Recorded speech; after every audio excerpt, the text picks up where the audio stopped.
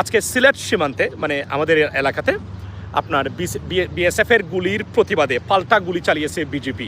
Well done guys, lots of respect and salute to all of you. আমাদের BJP, আমি মাননীয় প্রধানমন্ত্রী, স্বরাষ্ট্রমন্ত্রী আপনাদেরকে বলছি, ইতিহাস গড়ে যান। কারো অবস্থান চিরস্থায়ী না। আপনারা নামটা পরিবর্তন করে বাংলাদেশ আমাদের বিডিআর নিয়ে আসেন। এটা ভারতের প্রেসক্রিপশনে ভারতীয় দাসী শেখ হাসিনা এটা পরিবর্তন করেছিল। একটা দেশ কতটা অরক্ষিত ছিল শেখ হাসিনার সময়, তার একটা সুস্পষ্ট প্রমাণ হলো এই বিষয়গুলা। সো বাংলাদেশ মানে বিডিআর বা বাংলাদেশ রাইফেলস তাহলে কী হবে, কোনোদিন আর কোনো ঘটনার মাধ্যমে এই কাজগুলো করার সাহস পাবে না কেউ। তারা মনে করবে যে এটা করেও লাভ নেই, পরবর্তী সময় আবার পরিবর্তন হয়ে যাবে। এই দৃষ্টান্ত আমাদেরকে স্থাপন করতে হবে। এখন এর কোনো বিকল্প নাই বা বিকল্প আছে বলে আমি মনে করি না। সো আমার অনুরোধ থাকবে এখানে যে বাংলাদেশ রাইফেলস বা বিডিআর নামটা আবার পুনঃস্থাপন করা হোক, কারণ এটাই বাংলাদেশের পরিচয়।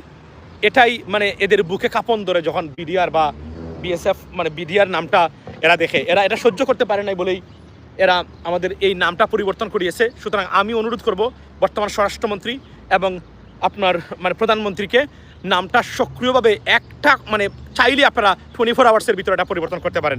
যত টাকা যায়, ডোন্ট ওয়ারি অ্যাবাউট দ্যাট। মানুষ টাকা খরচ করার অতিরিক্ত বা অপব্যয় করলে মানুষ তিরস্কার করে।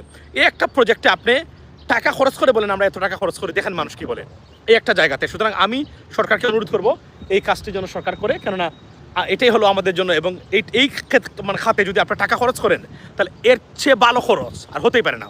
মনে রাখবেন, এই যে কয়েকদিন আগে ধরে আমরা শুনতে পাচ্ছি বাংলাদেশের সবচেয়ে বড় সমস্যা যেটা, সেটা হলো কি আমি আপনাকে জানি কি করেছে এরা। বাইরে ভাই, আপনারা বাংলাদেশ পরিবর্তন হবে না যতক্ষণ পর্যন্ত এই যে আইডিওলজিক্যাল বা আদর্শ ভিত্তিক রাজনীতির যতক্ষণ পর্যন্ত পরিবর্তন না হবে। এই দেশের হত দরিদ্রতা যাই বলেন না কেন, আপনি জানেন তো IMF প্রেডিক্ট করেছে আমাদের দেশের অর্থনৈতিক মানে উন্নতি হবে না বরং অবনতি হবে প্রত্যেকটা সেক্টরে। এটা কিন্তু IMF এর একটা রেজাল্ট। এটা আমি কিন্তু বলেছিলাম আপনাদেরকে। কেন হবে এটার জন্য শুধু এই সরকার দায়ী না, দেয়ার আর মেনি রিজনস ওয়াই।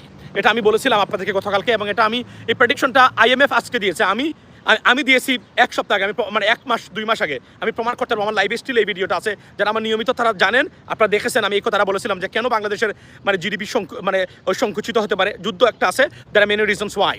এটা আমি বলেছিলাম। এর মধ্যে একটা জিনিস দেখেছিলাম যে বাংলাদেশ ব্যাংকের গভর্নরের মানে যে নিয়োগ, এটা একাই বাংলাদেশের বিনিয়োগের জন্য বা ইনভেস্টমেন্টের জন্য মানে সরিয়ে দেওয়ার জন্য মোর দেন এনাফ। এটা কার পরামর্শে কেন করেছেন প্রধানমন্ত্রী এটা আমি জানি না। আমি নিশ্চিত করে বলতে পারি প্রধানমন্ত্রী এটা ওনার নিজের সুবিধার কারণে এটা করেন নাই। এটা যারাই করেছেন ভুল বা মানে ভুল সিদ্ধান্ত করেছেন।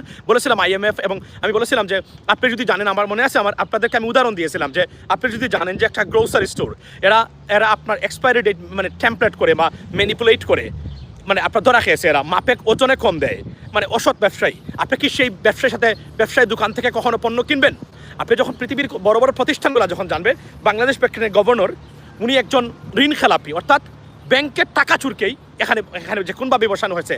সবচেয়ে মানে খারাপ সিদ্ধান্ত বা নিয়োগ হচ্ছে এই সরকারের হচ্ছে। অনেক ভালো সিদ্ধান্ত, ভালো নিয়োগ আছে undoubtedly, but this is one of the worst appointment of this government so far I have seen, and it is not worse, it is devastating, destructive.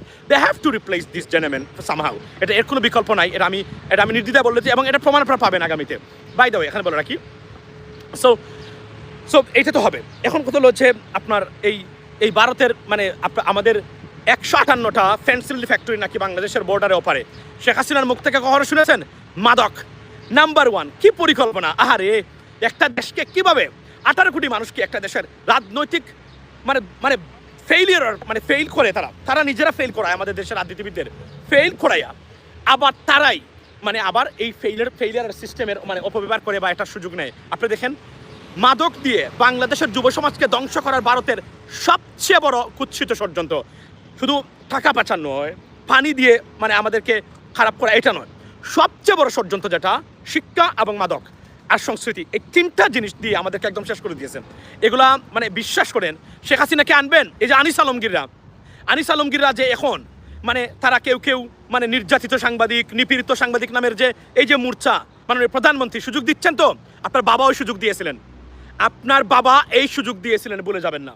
তার পরিণতি কি হয়েছিল আপনারা দেখেছেন। এটাকে কখনো সুযোগ দিবেন না। এই ভারতীয় এজেন্ট এবং ভারতীয় প্রেতাত্মা আমাদের সবচেয়ে বড় চ্যালেঞ্জ। আমি তো মনে করি এখন প্রজেক্ট ক্লিন আপ কি প্রজেক্ট ক্লিন আপ হলো ভারতীয় দালাল মুক্ত বাংলাদেশ বা ক্লিন আপ করার যে প্রজেক্টটা, এই ধরনের একটা প্রজেক্ট নেওয়া দরকার বাংলাদেশে এখন। এই প্রজেক্টটা মানে নেওয়া দরকার যেন বাংলাদেশকে সবচেয়ে বড়, আমাদের কি ভাই সেদিনও বলছিলেন, এটা তো আমরা একটাই বলি প্রতিদিনই, যে বাংলাদেশের সবচেয়ে বড় চ্যালেঞ্জ হলো বাংলাদেশের ভিতরে যে ভারতীয় দালালরা, ভারতীয় পুলিশও নয়, এই ভারতীয় দালাল বাংলাদেশে যারা আছেন এরাই আমাদের জন্য সবচেয়ে বড় বিপজ্জনক। এদেরকে যদি মানে ক্লিন আপ করা যায় না, এই যে সহানুভূতি দিচ্ছেন মাননীয় প্রধানমন্ত্রী, আপনি আনিস আলমগীরকে ফোন দেন, এটা আপনাকে কে শিখিয়ে দিয়েছিল? একদিন বিচার হবে এটার, যে শিখিয়ে দিয়েছিল তাকে কে বলেছিল এই কাজটা করার জন্য? আমি তো কনফার্ম এটা আপনি করেন নাই।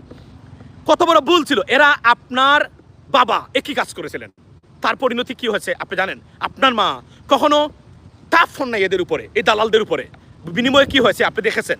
সুতরাং আমি আপনাদেরকে বলছি, বাংলাদেশের নাগরিক প্রত্যেকের সমান অধিকার, সে আওয়ামী লীগ করুক আর বিএনপি করুক, কিন্তু ভারতীয় দালাল এবং ষড়যন্ত্রকারীদের বিষয়ে দেখে শুনে রাখতে হবে আপনাকে, না হলে দেশ আপনি কোনোদিন সাজাতে পারবেন না। মনে রাখবেন, আমি বারবার বলি, আমি সেদিনও বলেছি, যদি কোনো রাষ্ট্রপ্রধান বা মানে বাংলাদেশের সরকার এ বুঝতে ব্যর্থ হয় যে number one problem prosperity, piece, stability of Bangladesh কোথায়, নাম্বার ওয়ান হচ্ছে ভারতীয় কনস্পিরেসি। এটা যদি আপনি বুঝতে ব্যর্থ হন, এই দেশ নিয়ে জীবনে এগিয়ে যেতে পারবেন না। 100 জাতের কার্ড রেডি করেন, 100টা প্রকল্প রেডি করেন, জীবনে এগিয়ে যেতে পারবেন না until or unless you understand the conspiracy of India against Bangladesh. That is the bottom line. So এটা হলো সবচেয়ে বড় ইম্পর্টেন্ট জিনিস। যদি এটা বুঝতে পারেন, আপনি দেশ নিয়ে অনেক দূরে যেতে পারবেন। আর যদি আপনি বুঝতে না পারেন, আপনি দেশ নিয়ে এগিয়ে যেতে পারবেন না। আমি আপনাকে লিখিত গ্যারান্টি দিতে পারি। এটা আমি রিসার্চ করতেছি প্রতিটা ক্ষেত্রে। আপনার বাবা হত্যায় ভারত জড়িত, আপনার ভাইয়ের যে করুণ মৃত্যু হয়েছে তার জন্য ভারত জড়িত, ভারতীয় ষড়যন্ত্র। They wanted to fade BNP out of the politics of Bangladesh, to be honest with you, completely eliminate BNP stance and nationalist party, because they were very angry, they're still angry with Bangladesh nationalist party, Bangladeshi জাতীয়তাবাদ। They can't tolerate it. তারা এই যে আপনারা দেখেছেন বিভিন্ন ধরনের প্রোগ্রামের নামে ভারতীয় মানে এই যে কালচারটা আমাদের এখানে অ্যাডপ্ট করা, পৃথিবীতে কোনো জাতি কখনোই এগিয়ে যেতে পারে নাই যে জাতি তার লোকাল কোর কালচার ভুলে গেছে। একটা দেশ দেখান আমারে বিজাতীয় কালচার অ্যাডপ্ট করে একটা দেশ এগিয়ে যেতে পারে নাই। আপনি দেখবেন, এই জন্য আমাদের সবচেয়ে বড় সমস্যা কি, এই যে আইডিওলজিক্যাল পলিটিক্সটা। আমি যাই করি বঙ্গবন্ধু সৈনিক, এটা হবে না। আমি এই যে এখানে দেখেন আওয়ামী লীগের এরা সারা পৃথিবীতে খালি বঙ্গবন্ধুর নামে তারা বিভিন্ন ধরনের প্রোগ্রাম করে বেড়াচ্ছে, আননেসেসারি। প্রোগ্রেসিভ দেশের কোনো ধরনের মানে উন্নতি, দেশের স্থিতিশীলতা, দেশ কোথায় যাবে বিন্দু মাত্র তার কাছে নাই। এই পলিটিক্সটা চিরতরে এলিমিনেট করা দরকার, আর না হলে দেশ এগিয়ে যেতে পারবে না কখনোই। এটা হচ্ছে আমার বক্তব্য এবং আমরা সবাই জানি এই জিনিসটা। সো দেয়ারফর বিজিবিকে ধন্যবাদ। বাংলাদেশ রাইফেলস নামটা অনতি বিলম্বে মাননীয় প্রধানমন্ত্রী, মনে রাখবেন, আজকে ক্ষমতায় আছেন, কালকে নাও থাকতে পারেন, কিন্তু আপনি ক্ষমতা থেকে যাওয়ার পরে শেখ হাসিনাকে তুতু নিক্ষেপ করে ধিক্কার দেয় সারা বাংলাদেশের মানুষ। যদিও তার দু একটা ছেলেফেলা এগুলা গণ্ডমূর্খ, শুভেন্দুর মতো গণ্ডমূর্খ, মানে অপদার্থ। এরা জীবনে কোনো কিছু দেখে নাই, তার বাপ বলে যায়, কিন্তু তার নেতা মানে এটা হচ্ছে ওই লেভেলের। এরা পৃথিবীর কোনো জায়গাতেও সম্পদ নয়, এরা হচ্ছে লায়াবিলিটিস। এরা পৃথিবীর প্রত্যেক জায়গাতে আছে, দেয়ার আওয়ার লায়াবিলিটিস, আমরা জানি। সুতরাং আপনি হয়তো চলে যাবেন, কিন্তু কিছু কাজ করে যান, নজিরবিহীন কাজ, যেগুলা আপনার বাবা যে করে গেছিলেন, এগুলোর মতো আপনাকে মানুষ মনে রাখবে। আপনার মা কয়েকটা কাজ করে গেছিলেন, মনে রাখবেন, কিন্তু আমরা মনে প্রাণে বিশ্বাস করি না। এটা আপনার প্রমাণ করেছে বিএনপি ভারতীয় দালাল নয়। বিএনপি বা বাংলাদেশকে ভারতের হাতে কখনোই বিক্রি করবে না এবং খরচ রাজ্য বানাতে দেবে না। এটা মোটামুটি কনফার্ম, 100% কনফার্ম। কারণ আপনার প্রমাণ করেছেন এই কাজটা হয় নাই। অনেক ব্যর্থ থাকতে পারে বিএনপির, এই কাজগুলো কখনো হয় নাই। সো আমরা আপনাদেরকে অনুরোধ করবো, আপনি এমন কাজ করে যান যে কাজগুলোর জন্য মানুষ সারা জীবন মনে রাখে। ধরুন প্রবাসী বিদেশে পাঠানো শ্রমিককে আন্দোলন শুরু করেছিল আপনার বাবা, রাইট? আপনার বাবা অনেকগুলা কাজ করেছিলেন। এই যে মানে আজকে গণতন্ত্রই থাকতো না যদি আপনার বাবা এগুলো পদক্ষেপগুলো না নিতেন। এই কাজগুলা দেখেন, অনেক উন্নয়ন প্রকল্পের নামও নাই, আমরা মনে রাখি না এগুলা। এই কাজগুলো কিন্তু ঠিকই মনে থাকবে। বাংলাদেশের জাতীয়তাবাদের প্রবর্তন করা, এগুলা কিন্তু সারা জীবন মনে থাকবে বাংলাদেশের মানুষের। এগুলা করেই বাংলাদেশকে ভারতের করদার্য থেকে মুক্ত করেছিলেন বলে আপনার বাবাকে তারা যখনভাবে মেরে। আপনি কি মনে করেন এরা খালি বাংলাদেশের সৈনিকরা আপনার বাবাকে মেরেছে? Don't worry about that, don't even think about that. এরা জড়িত। এরা কিভাবে জড়িত, এরা কতটুকু জড়িত আপনারা দেখেছেন। আমাদের আমাদের কি বলে, এই যে মেজর জলিল সাহেব শুধুমাত্র প্রতিবাদ করেছিল, মানে যে আমরা যে বাংলাদেশের সম্পদ আপনারা লুটপাট করে নিয়ে যাচ্ছেন স্বাধীনতার পরে, এগুলো তো আমাদের, পাকিস্তানিরা যাই রেখে গেছে, it belongs to Bangladesh, why do guys taking it away? So এই প্রতিবাদ করার কারণে বদলুককে কি করেছে আপনারা দেখেছেন। সুতরাং আপনি মনে রাখবেন, এদেরকে কখনো বিশ্বাস করা যাবে না। তবে সুসম্পর্ক মানে ট্রেড যেটা, আমরা we should have the better trade as long as আমরা যেন মানে ফেয়ার শেয়ার পাই। যদি না হয় দরকার নাই। ইন্টারিম গভর্নমেন্ট কয়েকটা কাজ করে গেছে, যে কাজগুলো আমরা আপনার হেই হাউ ইউ ডুইং, কয়েকটা কাজ করে গেছে ইন্টারিম গভর্নমেন্ট। তারপরে অন্যতম একটা জিনিস হলো যে ভারত ডিপেন্ডেন্সি যেটা আছে, এটাকে ইলিমিনেট করে দেখিয়ে দিয়েছে আমরা যদি ইউনাইট থাকতে পারি। এটা একটা যেমন বিএনপির মারাত্মক প্রেশারে ছিল, মানে আপনার এই যে ইন্টারিম গভর্নমেন্ট নির্বাচনের জন্য। তারপরে কয়েকটা কাজ করে গেছে, সেটা কি, ভারত ডিপেন্ডেন্সিটা লোতে এনেও বাংলাদেশ ভালো করতে পারবে। সেই কাজটার জন্য ইন্টারিম গভর্নমেন্টকে আমরা ধন্যবাদ দিই। আমরা ধন্যবাদ দেই না, আমি ঠিক কার জন্য যে কাজটা করে গেছে আপনার এই যে ফরহাদ মাজারের স্ত্রী, এই মহিলাকে গ্রেফতার করা উচিত, কেউ আইনের ঊর্ধ্বে নয়, এবং এগুলোর জন্য দৃষ্টান্ত হওয়া উচিত বলে আমি মনে করি।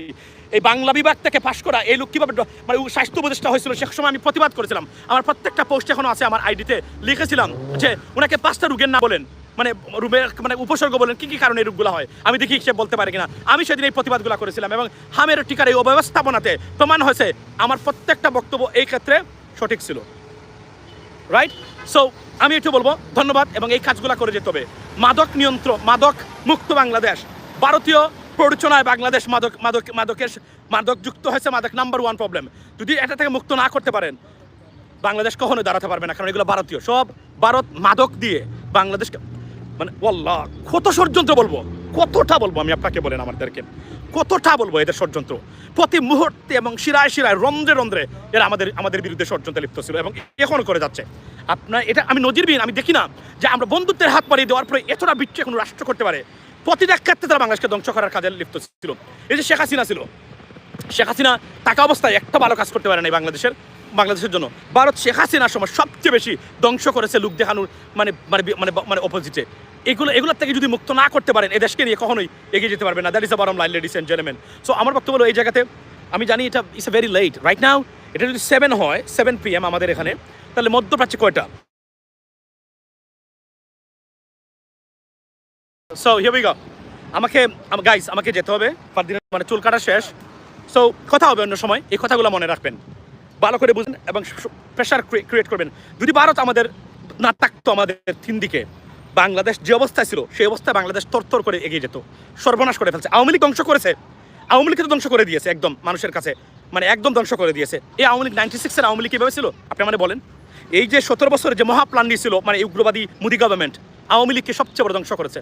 ভারতে থেকে আওয়ামী লীগ আবার বাংলাদেশের আতিথ্যে ফিরতে চায়, এটা বাংলাদেশের জন্য ডেঞ্জার। কথা হবে অন্য সময়। I have to go right now.